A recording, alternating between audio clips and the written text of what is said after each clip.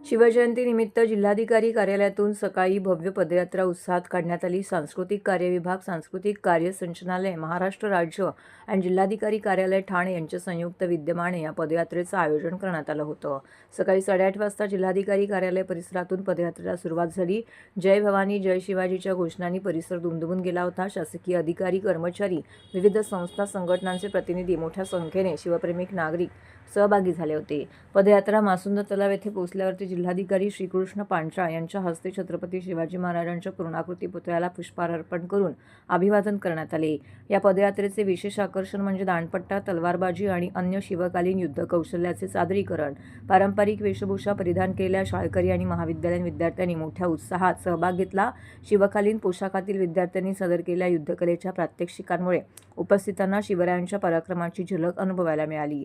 संपूर्ण पदयात्रा शिस्तबद्ध आणि उत्साहपूर्ण वातावरणात पार पडली। या उपक्रमामुळे ठाणे शहरात शिवभक्तीचा आणि ऐतिहासिक अभिमानाचा जागर झाला।